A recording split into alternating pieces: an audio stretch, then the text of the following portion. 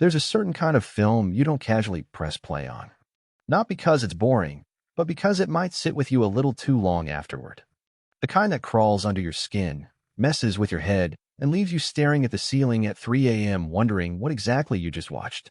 The movies on this list aren't just dark for the sake of it. They push into uncomfortable territory, obsession, grief, identity, control, the parts of human nature we usually avoid looking at too closely. And they don't offer easy answers. In fact, most of them don't offer comfort at all. These are films that demand your attention and sometimes punish you for giving it. Performances that feel a little too real.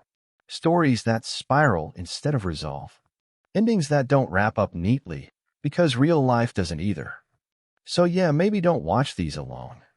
Number 12, Requiem for a Dream 2000. When people talk about movies that are hard to watch, this is usually the one they mean. Requiem for a Dream doesn't ease you in, it drags you straight into addiction and refuses to let go until you're completely drained. Directed by Darren Aronofsky, the film follows four characters whose lives slowly collapse under the weight of their own desires. Not dramatic, explosive collapse, but something quieter and more disturbing. A gradual erosion of reality where every decision feels small in the moment until it isn't. The filmmaking itself is aggressive. Fast cuts, extreme close-ups, repeated visual patterns. The film traps you inside the characters' routines. You don't just watch addiction, you experience the rhythm of it. The highs feel artificial.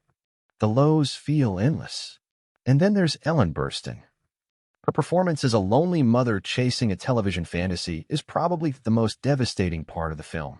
She's not chasing drugs, she's chasing relevance, youth, meaning. And that makes it worse because it feels painfully real. The ending doesn't explode, tightens. Each character reduced to a version of themselves that barely resembles who they were at the start. No redemption. No escape. Just consequences. It's not just a film about addiction. It's about how easily people trade their future for a version of happiness that was never real to begin with. Number 11, Black Swan, 2010. At first glance, Black Swan looks like a film about ballet. It isn't. It's about control and what happens when someone loses it completely. Again directed by Darren Aronofsky, the film follows Nina, played by Natalie Portman, a dancer whose entire identity is built around perfection. Not excellence, a perfection. And that difference is where everything starts to break. You were amazing. Seriously, I know that things got a little messed up between us, but... The pressure comes from everywhere. Her director, played by Vincent Cassel, pushes her to access something darker. Her mother suffocates her with control disguised as care. And then there's Lily, played by Mila Kunis, who represents everything Nina isn't: effortless, chaotic, free. What makes the film so intense is how it blurs reality. You're never fully sure what's happening and what's inside Nina's head. Mirrors distort. Bodies change. Small details feel wrong. And the deeper she goes into the role of the Black Swan, the less she seems like a person and more like something breaking apart. Portman's performance is almost physically uncomfortable to watch. Every movement feels controlled, every expression calculated, until it suddenly isn't. And when that control finally slips, it doesn't come back. The film builds toward a finale that feels like both triumph and complete destruction at the same time. Because for Nina, achieving perfection means losing herself entirely. It's not about ballet. It's about what happens when your entire identity depends on being flawless, and the moment you realize perfection might actually destroy you. Number 10, Hereditary, 2018. Some horror films try to scare you. Hereditary feels like it's trying to break you. Directed by Ari Aster, the film starts with something deceptively grounded, a family dealing with the death of a secretive grandmother. It feels like grief. Awkward, uncomfortable, quiet grief. But then, almost without warning, it turns into something far more disturbing. At the center is Toni Collette, delivering one of the most raw, unfiltered performances in modern horror. Her character isn't just mourning, she's unraveling. And the film doesn't stylize that breakdown. It sits with it. Long arguments, screaming matches, silences that feel heavier than dialogue. What makes Hereditary so intense isn't just the supernatural elements. It's how believable everything feels before they arrive. The family dynamic is already fractured. The tension already exists. So when things start to go wrong, it doesn't feel like an invasion. It feels inevitable. There's a moment, one specific sequence, that completely changes the film. No warning, no build-up in the traditional sense. Just a sudden, brutal shift that leaves both the characters and the audience in shock. And instead of moving on, the film forces you to sit in that discomfort. Aster uses space in a way that's quietly terrifying. Corners of rooms, shadows you don't notice at first, figures that don't move until you're already uneasy. Nothing jumps out at you. It's already there. By the time the film reaches its final act, it's no longer just about grief or family trauma. It becomes something colder, more cosmic, something that suggests the characters were never really in control to begin with. It's horror that doesn't give relief. Just a slow, suffocating descent into something you can't stop. Number 9. Midsommar, 2019. Most horror films hide their monsters in the dark. Midsommar does the opposite. It puts everything in the sunlight and somehow makes it worse. Again directed by Ari Aster, this film trades shadows for endless daylight. Bright fields, white clothing, smiling faces, everything looks peaceful. And that's exactly why it feels so wrong. At the center is Dani, played by Florence Pugh, a woman carrying immense emotional trauma. From the very beginning, she's isolated, even when she's surrounded by people. Her relationship feels fragile, almost transactional. And when she travels to a remote Swedish commune with her boyfriend and his friends, it doesn't feel like an escape. It feels like something closing in. The horror here isn't sudden. It's gradual, ritualistic. The kind of discomfort that builds slowly as you realize that everyone around you understands what's happening, except you. What makes Midsommar so disturbing is how it reframes violence. Nothing is hidden. Nothing is rushed. Events unfold calmly, almost beautifully, with music and ceremony. And that calmness makes every moment harder to process. Florence Pugh carries the film with a performance that feels emotionally exposed. Her grief isn't just part of the story. It is the story, and the commune, as unsettling as it is, becomes the only place where her pain is actually acknowledged. That's where the film gets dangerous. Because it blurs the line between horror and belonging, between manipulation and comfort. By the end, you're not just watching something disturbing, you're questioning why it almost feels justified. The final image doesn't shock you in a traditional way. It lingers. A smile that shouldn't feel right, but somehow does. It's not about cults. It's about vulnerability and how easily it can be shaped into something terrifying. Number 8. Prisoners, 2013. There are thrillers that entertain you, and then there's Prisoners, which just slowly tightens around your throat. Directed by Denis Villeneuve, the film starts with a nightmare every parent has tried not to think about. 2 young girls disappear. No witnesses. No clear suspects. Just a gone. And from that moment on, the film doesn't give you a second to breathe. At the center is Keller Dover, played by Hugh Jackman, and this might be the most unsettling performance of his career. Not because he's loud, but because you understand him. Every decision he makes feels wrong, but also feels like something a desperate person might actually do. Opposite him is Detective Loki, played by Jake Gyllenhaal, who moves through the case with a quiet intensity that never fully reveals what he's thinking. The contrast between them is what drives the film. One man trusts the system. The other abandons it completely. What makes Prisoners so intense isn't just the mystery. It's the moral pressure. The film constantly forces you to ask uncomfortable questions. How far would you go? When does justice turn into something else entirely? And once you cross that line, is there any way back? Villeneuve shoots everything in cold, muted tones. Rain, fog, empty streets. The world feels heavy, like it's already given up. Time stretches. Leads go nowhere. Every answer seems to create more uncertainty instead of clarity. And then there's the pacing. The film doesn't rush toward resolution. It drags you through every step of the process, every mistake, every doubt, every moment where hope starts to disappear. By then, you're not relieved. You're just exhausted. Because the film doesn't offer clean closure. It leaves you sitting with what these characters have done and what it cost them. It's not just a crime story. It's a test of how far morality can bend before it breaks. Number 7. Joker, 2019. You've seen comic book movies. Joker is not one of them, at least not in any way that feels familiar. Directed by Todd Phillips, the film strips away the spectacle and focuses entirely on one man slowly coming apart. Joaquin Phoenix plays Arthur Fleck, and the performance isn't just intense. It's uncomfortable in a way that's hard to explain. Arthur isn't introduced as a villain. He's introduced as someone invisible. Ignored, dismissed, laughed at, not in a playful way, but in a way that chips away at him piece by piece. And the film takes its time showing that erosion. What makes Joker difficult to watch is how grounded it feels. There are no grand plans, no elaborate schemes, just a series of small moments where things go wrong and keep going wrong. The kind of chain reaction that doesn't feel cinematic, it feels real. Phoenix's physical performance is almost as striking as the emotional one. The weight loss, the posture, the way he moves, everything about him feels fragile, like he could collapse at any moment. And then suddenly, he doesn't. The film also plays with perspective in a way that keeps you slightly off balance. You're never entirely sure how much of what you're seeing is real and how much is filtered through Arthur's mind. And that uncertainty makes everything more unsettling.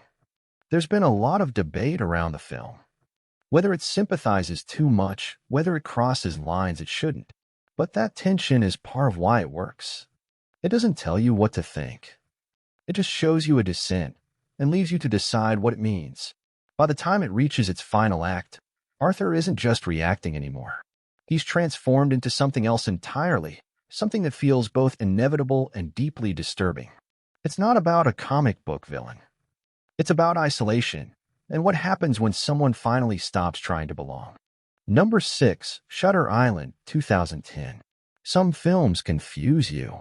Shutter Island makes that confusion feel intentional, like you're being led somewhere but never told where the path actually ends. Directed by Martin Scorsese, the story follows U.S. Marshal Teddy Daniels, played by Leonardo DiCaprio, as he arrives at a remote psychiatric facility on an isolated island. A patient has disappeared. That's the case. Simple on paper, but nothing about the place feels simple. From the moment Teddy steps onto the island, something is off. The staff speak carefully. The patients watch too closely. The weather closes in like the island itself doesn't want anyone leaving. And Scorsese leans into that atmosphere hard: the fog, storms, shadows that feel heavier than they should. DiCaprio plays Teddy with a constant edge, like he's always just one step away from losing control. And as the investigation unfolds, that edge starts to crack. Memories surface. Hallucinations blur into reality. The line between investigator and subject becomes harder to see. What makes Shutter Island so intense isn't just the mystery, it's the way it pulls you into Teddy's mind. You start questioning everything alongside him. Every clue feels unreliable. Every answer feels like it might be a trap. There's also a deeper layer running underneath the surface. Trauma, guilt, the kind of psychological weight that doesn't disappear. It reshapes reality around it. The island isn't just a setting. It feels like a manifestation of everything Teddy is trying to avoid. And then there's the ending. One of those conclusions that doesn't just resolve the story. It reframes it completely. You don't just understand what happened. You're forced to reconsider everything you thought you knew. It's the kind of film that almost demands a second viewing, not because it was unclear, but because once you know the truth, every detail starts to look different. It's not just a mystery. It's a descent into a mind that might already be lost. Number 5, Gone Girl, 2014. Relationships in movies are usually simplified. Gone Girl takes that idea and completely tears it apart. Directed by David Fincher, the film begins with a disappearance. Amy Dunn is gone. Her husband Nick, played by Ben Affleck, becomes the center of attention almost immediately, not because there's proof he did anything, but because something about him feels off. That's where the film starts to play with perception.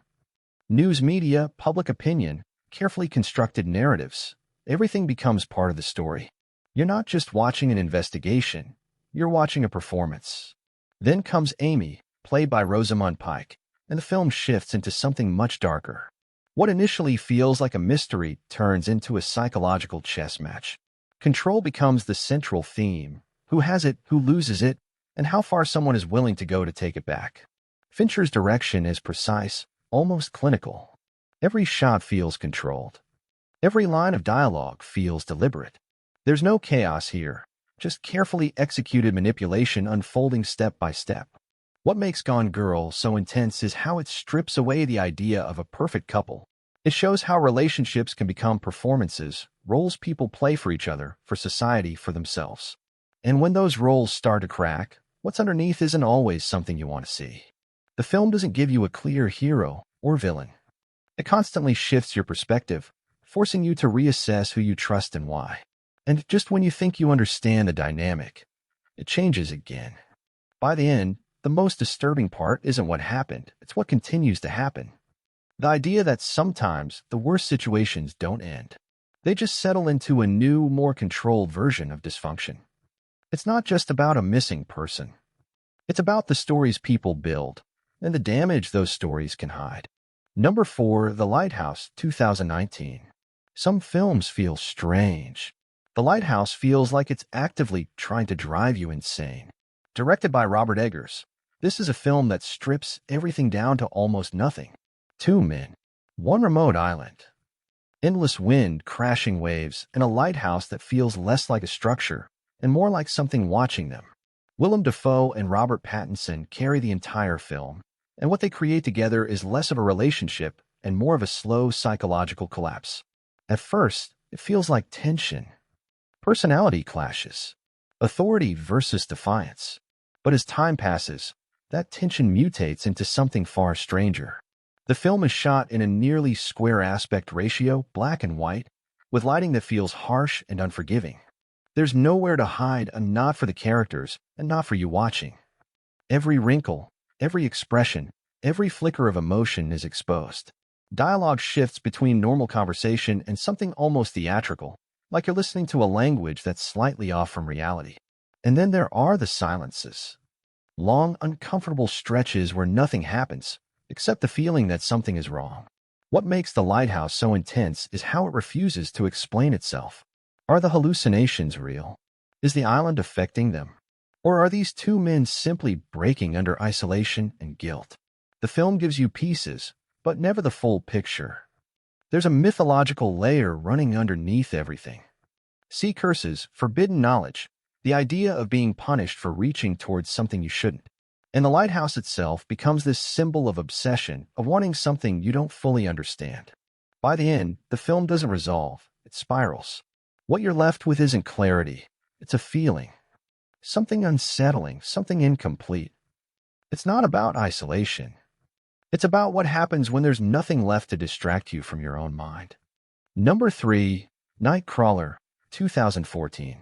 Ambition is usually framed as something positive. Nightcrawler takes that idea and twists it into something deeply unsettling. Directed by Dan Gilroy, the film follows Lou Bloom, played by Jake Gyllenhaal, a man who discovers the world of freelance crime journalism and realizes he's very, very good at it. But Lou isn't driven by passion. He's driven by opportunity. And the film makes it clear early on there's something missing in him. A lack of empathy, a detachment that turns every situation into a calculation. Gyllenhaal's performance is what makes the film so hard to shake. The way he speaks, the way he smiles, the way he maintains eye contact just a second too long. Everything about him feels slightly off. Not exaggerated. Not theatrical. Just wrong. The world of the film is equally unsettling. Nighttime Los Angeles, empty streets lit by sirens and headlights, becomes a kind of hunting ground. Crime scenes aren't tragedies here, they're content. Footage to be captured, packaged, and sold. What makes Nightcrawler so intense is how it implicates everyone. The media networks that buy Lou's footage, the audience that watches it, the system that rewards the most shocking, most disturbing images. Lou isn't an anomaly, he's a product of that system. And the further he goes, the clearer it becomes that there are no real boundaries. No line he won't cross. And worse, no one is really trying to stop him. The film builds quietly, without dramatic explosions. Just a steady escalation of choices that get darker and more dangerous. And by the end, Lou hasn't been punished, he's succeeded.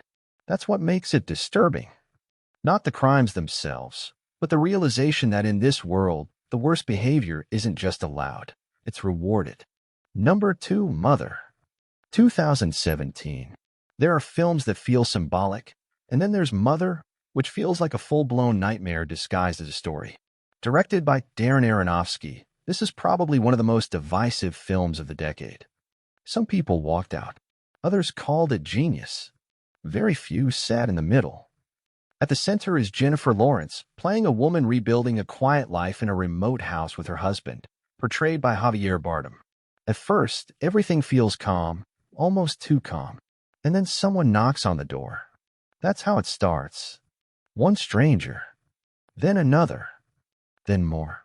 And suddenly, the house isn't a home anymore. It's a space being invaded, consumed, reshaped by people who don't belong there. What makes Mother so intense is its structure.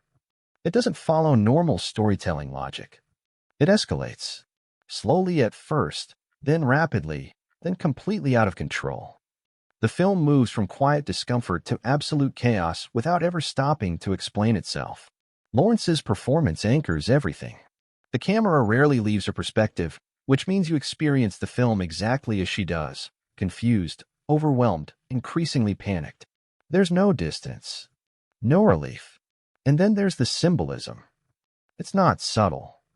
The film operates like an allegory about creation, destruction, obsession, and humanity's ability to take something pure and ruin it. Some viewers read it as a biblical metaphor. Others see it as a commentary on fame, relationships, or environmental collapse. The truth is, it's all of those things, and none of them fully explain it. By the final act, the film stops feeling like a movie and starts feeling like a fever dream. Events pile on top of each other faster than you can process them. Logic disappears. Emotion takes over. It's exhausting, intentionally so. This isn't a film you enjoy. It's one you survive and then try to make sense of afterward. Number 1, The Killing of a Sacred Deer, 2017. Some films disturb you with what they show. The Killing of a Sacred Deer disturbs you with how calmly it shows it. Directed by Yorgos Lanthimos, this is a film that feels off from the very first scene. Not in an obvious way. Nothing jumps out at you. It's something subtler.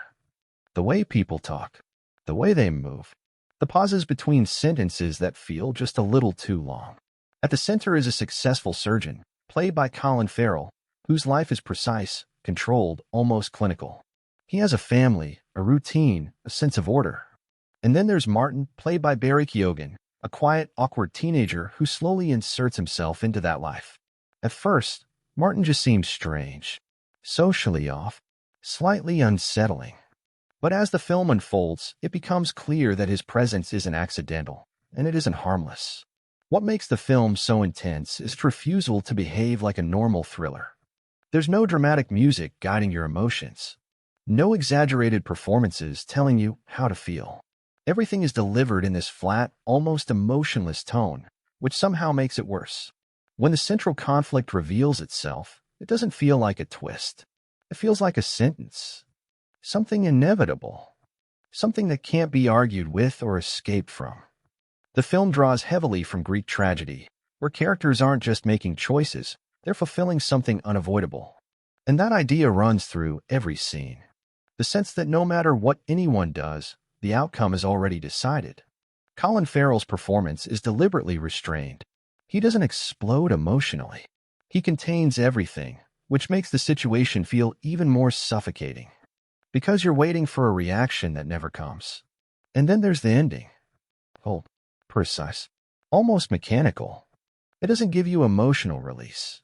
It just stops, leaving you to sit with what happened and what it means. It's not about revenge.